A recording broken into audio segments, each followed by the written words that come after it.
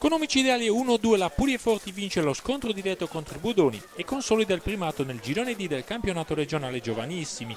Con una doppietta di Pinne i nuoresi ipotecano la qualificazione alle finali regionali. Francesco Carta schiera la Puglia-Forti con Ticca Cardia Musu, Lavra Valerio Caria, Cosu Florenzi Ratu di Murtas e Pinna. Il Budoni risponde con Doddo Wood ed Frinangheddu, Roberto Corrias de Iua, Paolo Ventroni, Stefanoni, Scanu, Pili Marroni e Luca Corrias, arbitra Andrea Pau della sezione di Nuoro.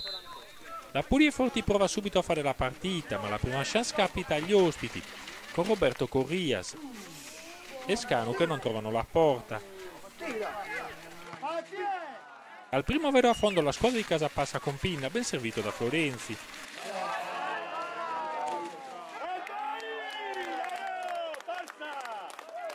Ancora il talentuoso 2002 nuorese offre un assist delizioso a Pinna, che raddoppia su uscita del portiere. Il numero 8 di casa danza con la palla al piede e riscalda l'infreddolito pubblico di casa. La risposta del Budoni in questo tiro dalla distanza di Marroni. Sull'altro fronte ancora Florenzi ispira la manovra con una verticalizzazione senza esito. Anche Di Murtas si mette in mostra cercando la soluzione da lontano. Altra bella palla per Pinna, anticipato dal portiere. Poi lo scambio con Florenzi e Di Murtas non va a buon fine. Comincia a piovere alla solitudine, in contropiede la Puglia-Forti sfiora il terzo gol, provvidenziale l'uscita di Doddo. Buona Vince! Nelle ripartenze i nuoresi sono bravi, ancora Florenzi per Pinna ed Assu, ma sotto misura manca la stoccata vincente.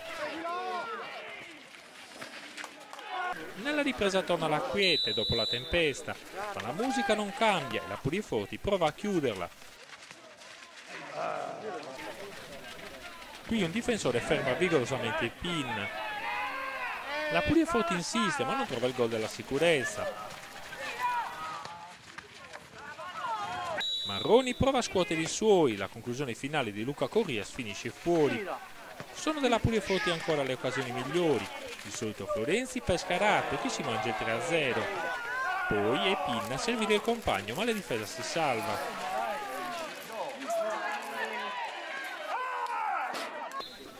Ticca è chiamato in causa in un paio di circostanze. Nella seconda si salva con qualche affanno.